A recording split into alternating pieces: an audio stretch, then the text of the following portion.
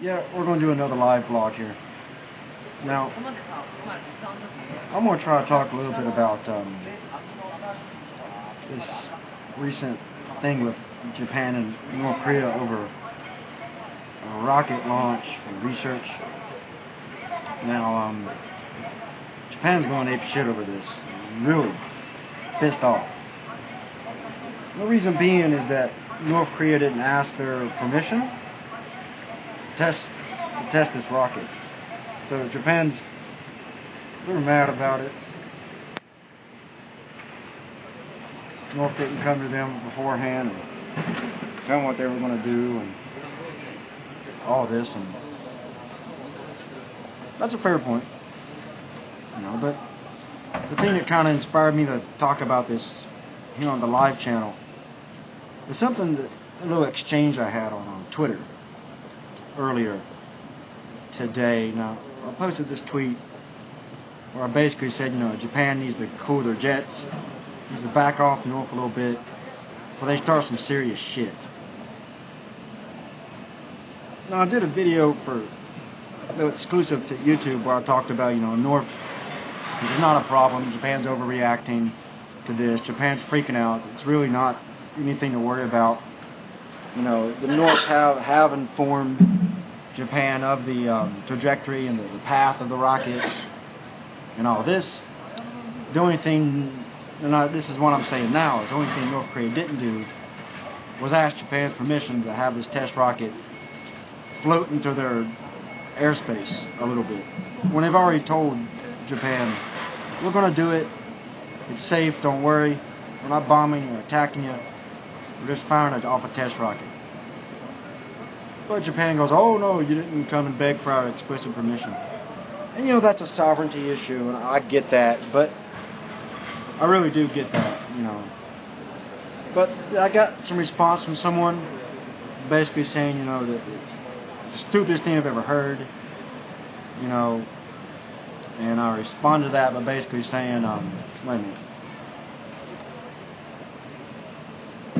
By basically saying, you know, don't worry. North ain't trying to attack Japan. And I said, you know, it's not my feeling exactly. You know, and I said that Japan didn't ask for permission, so the North is not going to seek it. That's just how North Korea rolls. It's not my personal feelings on how I think diplomacy should be done in these type of situations when you're dealing with North Korea. But that's how North Korea rolls, man. If you don't tell them you need to ask their permission before you do this, they're not going to look to get your permission. They're going to tell you, here's what we're going to do. They're giving you information on it. You prepare for it. That's how North rolls. Not I think that's right. Of course not. If you're going to fire a rocket into a sovereign nation, good diplomacy to come and ask them at least. If they tell you no and you still do it, that's a different thing, but you at least come and ask them. So Japan's got a point. And then, you know, the guy on Twitter basically said, you know, that I seem to be the kind of person who says that if someone's making trouble, it's my or other people's responsibility to change our life to avoid them. No, that's not what I believe at all. What I was trying to say on Twitter was this is how North Korea does things. You need to learn how to deal with them. You don't come across as being reactionary when you're dealing with a country like North Korea. Because if you're reactionary, they're going to be reactionary. But if they do something and you think, oh, this isn't right, we're not comfortable with this, the best thing to do, in my opinion, is instead of overreacting, putting your military on a high alert, making threats, going off, losing your shit politically, it's better, in my mind, when they say, we're going to do this and we're not going to ask permission to do it, then you want them to ask permission, you're not comfortable. The first thing you do is say, okay, give me all the information you're willing to tell me about what you plan to do. Give me some information. Okay, you're going to test fire this rocket. You're saying it's going to float over our territory. You don't want to ask permission. Okay, then. Tell me the flight path. Tell me what you're testing. Tell me any dangers that may or may not happen. And then you see how the other country reacts. They give you that information. They tell you what's going on.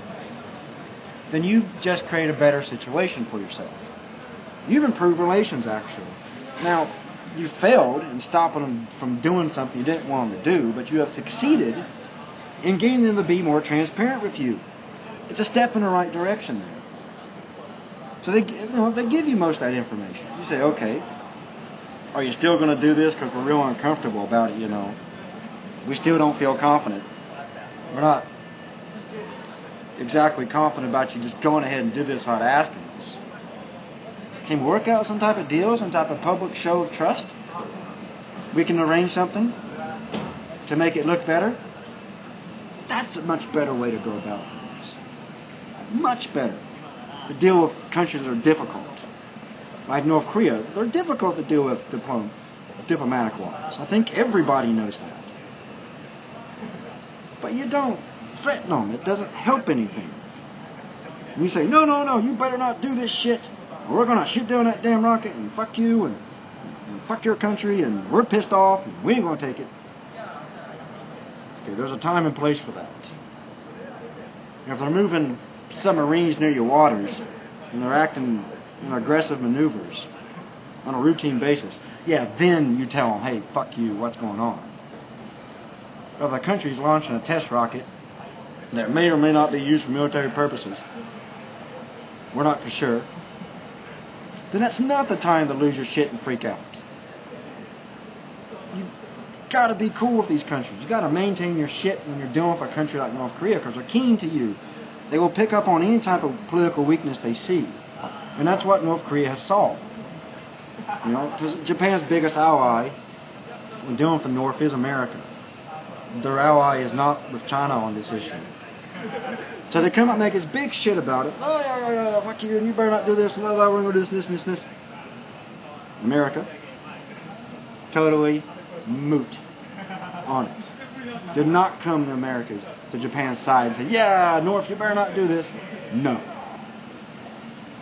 America left them cold right there politically. So North Korea sees this. Sees that Japan's biggest ally is not coming to stand by them on this. And North says, well, fuck you. We can clearly do this and get away with it. And there's nothing you can do. So screw you, man. And that's exactly, I'm telling you, exactly how the North is probably thinking about this. Laughing at Japan. Japan has really made a fool of themselves. They have failed diplomatically on this one. Totally dropped the ball, man. They totally miscalculated. I mean, I'm sure they were expecting America to jump up and say, yeah, we got your back. America's not going to do this right now because it's clear to me that America is desperately trying to improve relations between the North and America. There's lots of reasons for that. Don't think I have enough time to really clearly, fully express the reasons why America is desperately trying to make things a little bit better with the North. A lot of things happened over the past couple of years, and a lot of things that are coming down the line in the future. There's a reason. So there's a good reason why America sold Japan out on this one. They kind of have to. They really kind of have to let Japan deal with this on their own. And you see how Japan's dealing with it. They're not making it easier to have relations with the North. Now, you see this type of thing. Do you think this is going to help Japan in their big quest to get their vested interest in negotiations with the North put on the table? And of course, their vested interest is the kidnappings, the abductions, have you, of Japanese citizens several years back by the North Korean government. North Korea has basically told them fuck off on that one. They're not going to deal with it. The North said that was a long time ago. That's their excuse. And that is something that deserves to be dealt with. Japan's got a good point, man. Another country stealing your citizens, kidnapping them, and they disappear. Yeah, that needs to be dealt with. Now, do you think the North is going to be all willing to talk about that when Japan reacts the way they do to everything the North does? Every action the North takes, Japan is on their shit, hardcore, critical, wanting to raise a bunch of hell. Does that make things easier? Is that going to really help your cause, get North to talk? Threaten them? I mean, history has proven you can't threaten North Korea. They won't give in to that. You cannot threaten them. That does not get you what you want. You can't talk shit about them. You can't fuck with them for the sake of fucking with them because you can. They're keen to that, and they don't put up with that at all. You know. That's my point. Maybe I didn't express that right on Twitter, because unfortunately, often, a lot of times, I don't feel the need to fully explain myself sometimes, and that gets me in trouble. I can admit that. And on Twitter, you're limited to what you can say in one particular post because it's micro-blocking and put a text limit on it, so it's difficult, you know. So I expect that kind of misunderstanding on Twitter. You know? So yeah, it was not my intention to say that if a country or an individual is being a bully, you need to accommodate them. No, I don't believe you need to accommodate them. What you need to do, especially when you're talking about two foreign countries, that's a bad way to put it. Two countries having a disagreement, and one is really stubborn and doesn't back down from anything, and doesn't listen to you, doesn't ask permission for shit. When you're dealing with that type of country, like North Korea, it doesn't help your cause when you raise pure hell with them over everything they do all the time.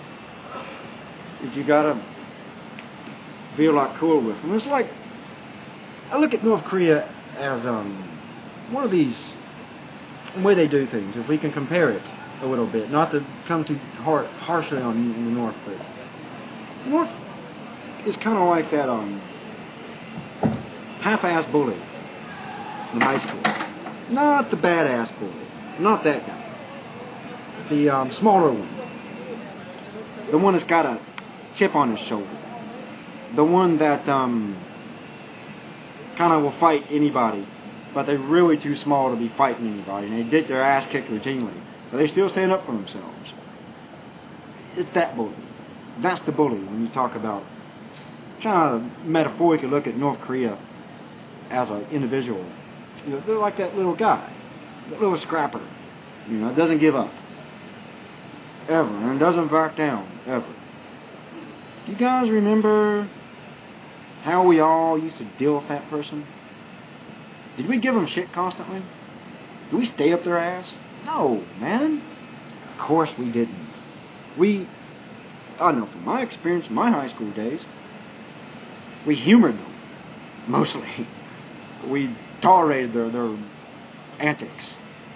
And we dealt with it in a much more humane manner. We didn't sit there and go, screw you, and smack them.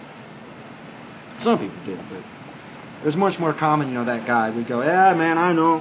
He fucked you over, man. Yeah, man, you could go over there and kick his ass. Try. I think a better thing, and man, I know a guy that's a bit older, he's cool with me. We get a couple of 40-ounces, go around the abandoned pool. We'll have a drink, man, and blow up your steam. Throw a few rocks in the river, eh? You feel better. That's how we dealt with that guy, you know, the little bully with a chip on his shoulder who doesn't back down to nobody. That's how we dealt with him. We said, we just humor you. Calm you down a little bit. You'll be alright. You can work out a deal with us. We don't exactly respect you. We don't exactly hate you. We admire you for standing up for yourself, but you make too much damn trouble. So we got to deal with you, by humoring you, slightly mocking you, laughing you off. And I think that's more important. I think Japan should treat the North like that a little bit more often. Hell, that's the way China deals with North Korea. China basically laughs at the North every time the North raises a bunch of hell about anything. And there's that senior Chinese official a while back that said, North Korea is often acts like a spoiled little child, and we should react accordingly. Right? That's Japan. That's pretty wise. I have to say, China's pretty wise in how they deal with the North. That's why China's been able to have decent relations with the North. That's how you deal with North Korea. If you're a big, powerful country, Japan, like you say you are in the world, act like it. Act like adults. You know? Do you see America sold you out on this one? You know, and even South Korea. Check this out. I've been following this, how South Korea reacted to it, because they got much more vested interest in keeping the North at bay than Japan does. South Korea, actually, has made a plan to clear their airspace for the rocket to pass over their country. They didn't raise hell at the North. They didn't get pissed off the North. They humored them. All right? Yeah, South Korea, of all countries, is humoring North Korea on this one. Humoring them. Okay. Little North, you want to fire a test rocket, you want to test out this or that, for whatever reason. Alright, we'll clear our airspace. Make sure everything's nice and safe on our side, someone's hurt. Rocket will fly over. Hey, we might even see it if you do it during the daytime. And that's about it. That's basically how South Korea has reacted. The same way China often reacts to North Korea. This time, South Korea is taking the same type of stance. So, I don't understand Japan. J-Gov, not Japanese people, because Japanese people are sensible. The damn nutty government, and this is normal in most countries in the world.